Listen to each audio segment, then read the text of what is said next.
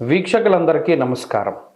ఫిబ్రవరి మాసంలో మీకు ఏ విధమైనటువంటి గ్రహస్థితి కలగబోతూ ఉన్నది అనేటువంటి విషయాన్ని మనం ఈ వీడియో ద్వారా క్లుప్తంగా తెలుసుకునేటువంటి ప్రయత్నం చేద్దాం. జనవరి నెలలో సంక్రమించినట్టే ఫిబ్రవరి మాసంలో కూడా పంచగ్రహ కూటమి, షడ్గ్రహ కూటమి సంభవించడానికి కూడా అవకాశం ఉన్నది. అయితే ఈసారి మకరంలో కాకుండా కుంభరాశి యందు ఈ పంచగ్రహ కూటములు ఇవన్నీ కూడా ఏర్పడబోతూ ఉన్నాయి. అలాగే ఫిబ్రవరి మాసంలో ఉండేటువంటి గ్రహస్థితిని గనక మనం ఒక్కసారి గమనిస్తే మిథున రాశి యందు గురుడు సంచరిస్తూ ఉన్నారు. అలాగే సింహరాశి యందు కేతువు యొక్క సంక్రమణం జరుగుతూ ఉన్నది, కేతువు సంచరిస్తూ ఉన్నారు. అలాగే కుంభరాశి యందు రాహువు ఉన్నారు, మీనరాశి యందు శనైశ్వరుడు. ఈ 4 గ్రహాలు అలా స్థానంలో ఉన్నాయి. అయితే 13వ తారీఖు వరకు రవి యొక్క సంచారము మకర రాశి యందు ఉంటుంది. 13వ తారీఖు తదుపరి రవి యొక్క సంచారము కుంభరాశిలోకి వెళుతోంది. ఇది ఒక్క విషయాన్ని మనం పరిశీలన చేస్తే కుంభరాశిలో ఇప్పటికే రాహు యొక్క సంచారం ఉన్నది. ఈ 13వ తారీఖు దాటాక రవి కూడా కుంభరాశిలోకి ప్రవేశం చేయబోతూ ఉన్నారు. రవి రాహువులు కలిసి ఉండడం వల్ల అది పితృదోష కారకంగా మనం చెప్పుకోవచ్చును. జనరల్గా అయితే రవి రాహువు కలిసినప్పుడు సూర్యగ్రహణాదులు ఇవన్నీ ఏర్పడుతూ ఉంటాయి.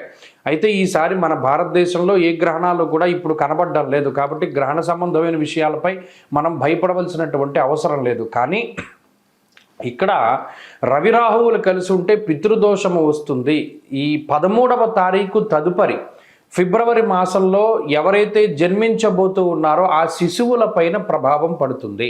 అందువల్ల ఎవరైనా ఫిబ్రవరి మాసంలో ఏదైనా సిజేరియన్ ముహూర్తాలు వీటి గురించి అడిగేటువంటి వాళ్ళు చాలామంది ఉంటారు. వాళ్ళకి సూచనప్రాయంగా ఒక మాట ఏమిటి అంటే 13వ తారీఖు లోపులో వీలుంటే కొంచెం పరిస్థితులు అవి సానుకూలంగా ఉంటే ఈ సిజేరియన్ అవి కూడా ముహూర్తాలు మీరు చేసుకోవచ్చును. 13 దాటిన తర్వాత రవి రాహువుల యొక్క కలయిక వల్ల పితృదోషం అనేటువంటిది ఏర్పడుతూ ఉన్నది. అలాగే ఈ పంచగ్రహ కూటములు, దేశారిష్ట యోగములు ఇవన్నీ ఏర్పడుతున్నాయి కాబట్టి అది కొంత జాతకం మీద ప్రభావాన్ని చూపెడుతుంది. కాబట్టి ఆ విషయాన్ని దృష్టిలో పెట్టుకోవాలి. మరీ కాంప్లికేట్ అయిపోతే మాత్రం అంటే ఈ లోపులోనే చేసేసుకోమని కాదు. ఏమన్నా అవకాశం ఉంటే మీకు అవకాశం ఉంటే 13 లోపులో ఈ సిజేరియన్లు ఇవన్నీ కూడా చేయించుకోవడం ద్వారా పితృదోషాదులు రాకుండా ఉంటాయి. ఇది ఒక ప్రధానమైన విషయం. ఇది మీ ఆరోగ్యాన్ని బట్టి ముందుకు వెళ్ళండి, దీంట్లో ఇబ్బంది ఏం లేదు.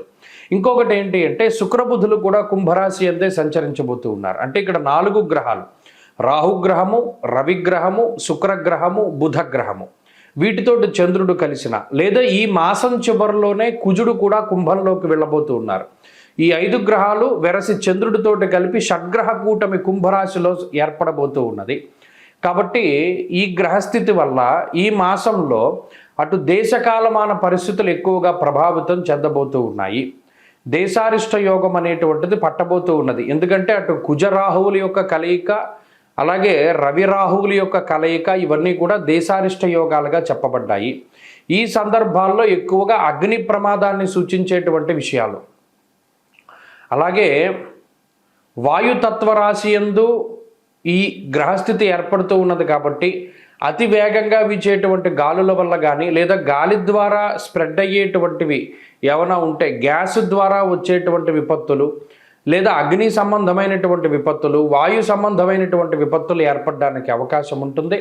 కాబట్టి ఈ మాసమందు చాలా జాగ్రత్తగా ఉండడం, ఇది దేశారిష్ట యోగం కాబట్టి చెప్పదగినటువంటి సూచన. ఇక ఈ గ్రహస్థితి ద్వారా మీ రాశి ఫలితం ఏ విధంగా ఉందో మనం ఇప్పుడు తెలుసుకుందాం. మకర రాశి వారికి ఫిబ్రవరి మాసం మంచి మాసంగా చెప్పచ్చు. కారణం ఏమిటి అంటే జనవరి నెలలో పంచగ్రహ కూటమి మకర రాశిలోనే సంభవించి చాలా కొంత ఇబ్బంది పడ్డారు, కొంత నలిగినటువంటి రాశిగానే చెప్పుకోవచ్చు. కారణం ఏంటి అంటే జన్మ రవి, జన్మ బుధుడు, జన్మ కుజుడు ఇవి కొంత ఇబ్బంది పెడతాయి. జ్వరం, ఖడ్గ వ్రణంచైవ భార్య బంధు విరోధకృత్ దేహార్తిచిత్త సంతాప కాలాతిక్రమ భోజనం. శాస్త్రంలో చెప్పినటువంటిది రవికుజ బుధులు జన్మరాశి స్థితిలో ఉన్నప్పుడు ఆలోచించేటువంటి టైం ఇవ్వరు, అనాలోచితమైనటువంటి నిర్ణయాలు తీసుకుంటారు, శరీర ఆరోగ్యాన్ని పాడు చేస్తారు, కాలాన్ని అతిక్రమించి భోజనం చేస్తారు, ఒక ప్రణాళికాబద్ధమైన జీవనం ఉండదు. అలాగే ఏదో ఒక ఉద్రేకపూరితమైనటువంటి వాతావరణం ఉంటుంది, కోపం ఎక్కువగా ఉంటుంది. ఇత్యాది విషయాలన్నీ జనవరి నెలలో మీరు గమనించవచ్చు. ఆ గ్రహస్థితి వల్ల ఎక్కువ జరుగుతాయి. ఈ మాసంలో ఇదే పంచగ్రహ కూటమి మీకు 2వ స్థానంలో జరగబోతూ ఉన్నది. రెండవ స్థానంలో బుధుడు కానీ రెండవ స్థానంలో శుక్రుడు కానీ తృతీయమందు శనేశ్వరుడు కానీ చంద్రుడు కానీ ఇవన్నీ అనుకూలించేటువంటి గ్రహాలు.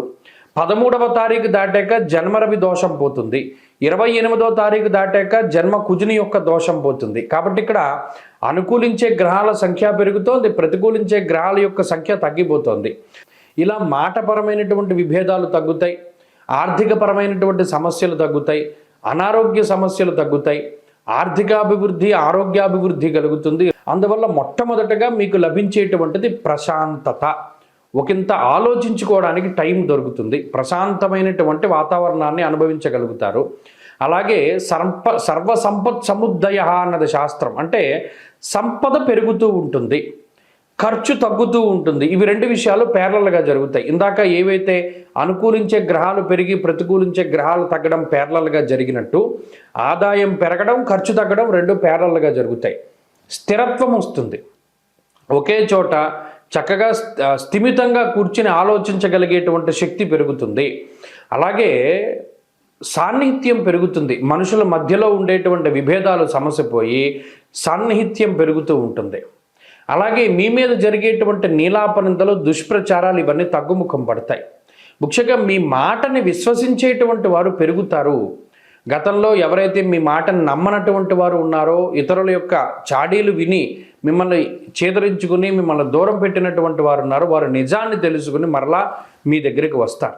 రెండవది, శత్రువుల బారి నుండి మీరు ఎప్పటికప్పుడు మిమ్మల్ని మీరు కాపాడుకోగలుగుతారు. ఇక్కడ శత్రువులపై విజయం అని చెప్పను, లేదా శత్రువులు తగ్గుతారని చెప్పను, కానీ శత్రువులు మీ మీద ప్రయోగించేటువంటి అనేక రకాలైనటువంటి ఇబ్బందికరమైన బాణాల నుండి మిమ్మల్ని మీరు కాపాడుకుంటారు. ఆ ధైర్యము, ఆ లౌకికమైనటువంటి జ్ఞానం ఈ గ్రహస్థితి వల్ల వస్తుంది. కాబట్టి ఈ మాసం గత మాసంతో పోల్చుకుంటే చాలా అద్భుతమైనటువంటి మాసంగానే చెప్పవచ్చును. ఒకంత మెరుగైనటువంటి ఫలితాలని ఆశించాలి. సరే, ఈ గ్రహస్థితి నుండి మరింతగా మనం శుభ ఫలితాలని ఆశించడానికై ఎక్కువగా ఈ మాసంలో సూర్యారాధన చేయడం చెప్పదగినటువంటి సూచన. ప్రతిరోజు ఆదిత్య హృదయ పారాయణ చేస్తూ ఉండడము, అలాగే వీలునంత వరకు ఆదివారం నాడు గోధుమలకి సంబంధించినటువంటి పదార్థాన్ని పంచిపెడుతూ ఉండడము, అలాగే ఆదివారం నాడు ఏదైనా సూర్యాలయానికి కానీ వైష్ణవ క్షేత్రానికి కానీ శివాలయానికి కానీ వెళ్ళి దీపారాధన చేయడం ఇత్యాది వంటివి చేస్తూ ఉండడం ద్వారా మరిన్ని శుభ ఫలితాలను మీరు పొందగలుగుతారు.